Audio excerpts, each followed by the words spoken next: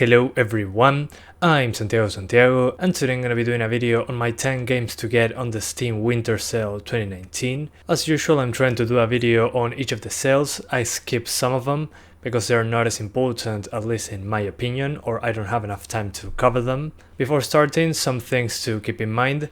I usually play single player games or prefer to go on co-op, not many multiplayer titles.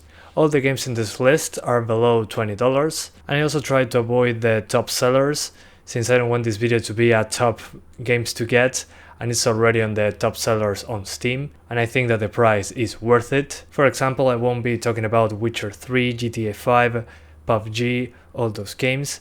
Those are usually in the top sellers all the time, so most people already know about them. And I'll be skipping some of the games I recommended last year or in previous sales. You can find them in the description as honorable mentions. So yeah, let's get started. So first, the Bioshock Collection, 75% off, knocking it down to $14.99 This includes Bioshock 1 and 2 remastered with the expansion for Bioshock 2, plus Bioshock Infinite and the Season Pass, so you get all the content for all of the Bioshock games. For $15 you're getting 3 great games, lengthy single-player campaigns on all of them, plus the remastered graphics on Bioshock 1 and 2, which isn't a huge difference, but it didn't run on any crashes like on the original versions using Windows 10, so highly recommended for the single player. Very enjoyable story. The combat might feel outdated, especially on 1 and 2, and Infinite will feel like a completely different approach, but it's still a very fun game considering the price you are paying. And I forgot to mention the Bioshock Infinite Season Pass has some great expansions, at least on the story in my opinion.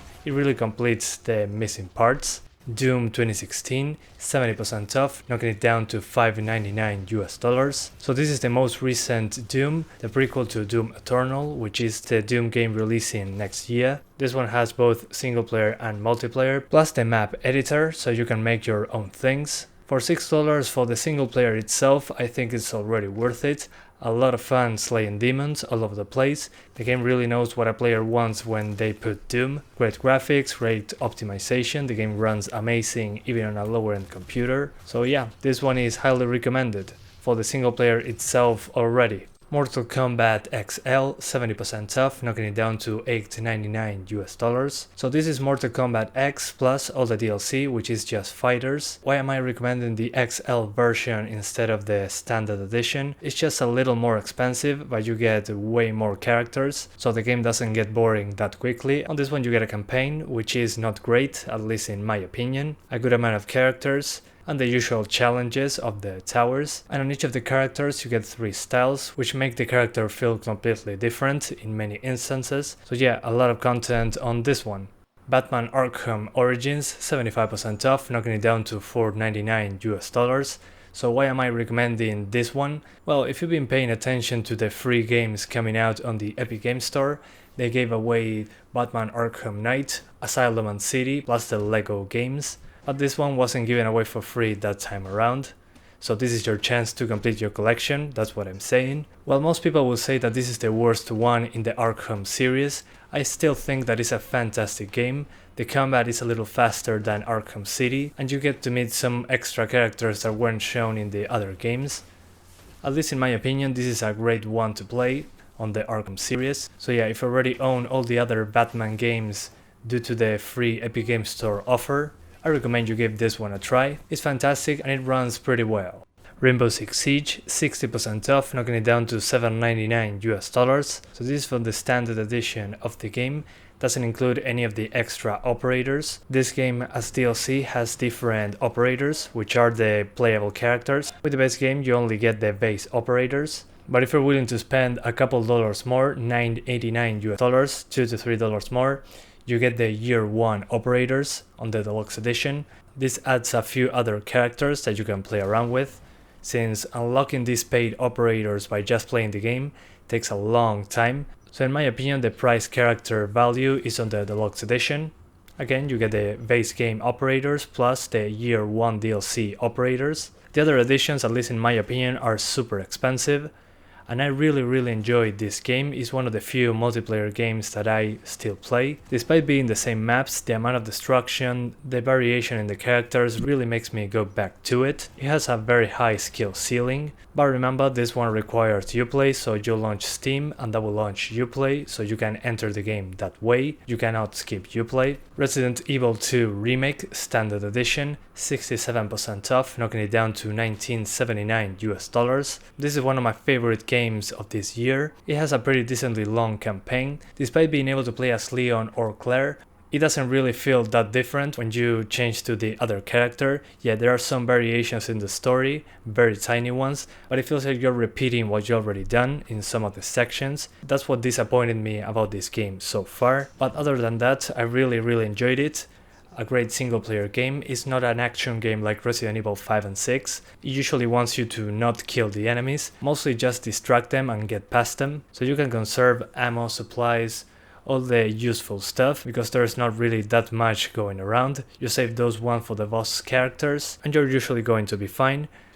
Plus you get Mr. X chasing you around after a certain point in the story, which is nerve-wracking. So yeah, for $19.79 I think it's a fantastic game to play, one of the best ones this year. And don't pay for the deluxe edition, I think it's just some skins and some different music. Just this one for the base game is already completely worth it, in my opinion. Warhammer Vermintide 2, 75% off, knocking it down to $7.49 US. So this game is now below $10, which last year I think it was like $12.50. I'm recommending it again because I still think that it's a fantastic game. I'm a really big fan of Left 4 Dead. This is not exactly that, but there are a lot of similarities. You can play with 3 other players in co-op, or you can play with bots. Since it was difficult for me to find matches most of the time, I played with 2 bots and another person. The game is not as good when you're playing without other people, at least in my opinion. So that's the big issue for me about this game. Yeah, it's challenging, it has good visuals. It was usually for the gameplay that I stayed playing it the most. Thus, plus the amount of enemies on screen. But again, if you have no people to play it with, it's not usually that good. Same happens to me on other games like Payday 2 and some of the levels in Left 4 Dead 2. But yeah, overall a great game, and if you can play it with friends, it's even better. Payday 2, 90% off, knocking it down to 99 cents. So for just $1 you get Payday 2. This doesn't include any of the DLC, and this game has tons of DLC, which is now repackaged as the Legacy Edition. That's because the game is going to get new content soon. For $1 I think that the base game is fine. You get a ton of maps, you don't have to own the DLC maps to play them. You can play the DLC maps if you play with someone that made a server using that DLC map. So you're free to play pretty much any level that you want. But the weapons won't be as cool, because most of the cool stuff is on the DLC weapons. Same with some of the ammo types. You can still get a ton of hours out of this game by just playing the base game, but just keep in mind that you're missing out without the DLC. So what I'm saying is that for $1 you're getting a great experience despite lacking the good DLC. Total War Shogun 2. This is my favorite Total War game. Very challenging, and it's the usual Total War stuff. You get to see the entire country in the map, which each of the locations that you have to take and you own. You have to manage the economy, the culture, and at the same time deal with your friends, with your enemies. You can do short or long campaigns. This is one of those games when you can invest like 10 hours in a campaign and still lose the game after many hours into a single save. And the other interesting thing that you get is the 3D battles. You can make the computer decide for you, or you can fight in the battle itself, which has a ton of formation options, attack options. You can select where to put your units, and it's one of my favorite visual presentations in a Total War game. So yeah, highly recommended. For $7.49 US, there's a lot of content. Rise of the Tomb Raider 20-year celebration, 85% off, knocking it down to $8.99 US. This is the base game, Rise of the Tomb Raider, plus all the DLCs. As you can see there, it says that it includes the Season Pass, includes some skins for the character, plus some extra modes like the Endurance mode, Cold Darkness, Baba Yaga the Temple of the Witch. Those are my most played things on the Season Pass. And then you get another story chapter called Blood Ties, which was interesting at first but got boring very quickly, at least in my opinion. And also a zombie mode in the craft manor, which was kinda weird, but still was a lot of fun after playing the base game. I consider it good value because the main story itself is around 13 hours of gameplay. At least in my case it took like 10 to 12 hours to beat the main game.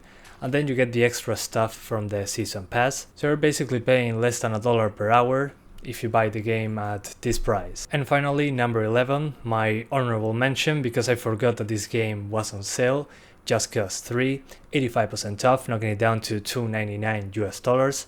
If you want to play Just Cause 2, the previous one in the series, is $1.50 US. Personally, I enjoyed Just Cause 3 a lot more. It has better visuals, better physics interactions, more destruction, and a wingsuit, which the second game doesn't have.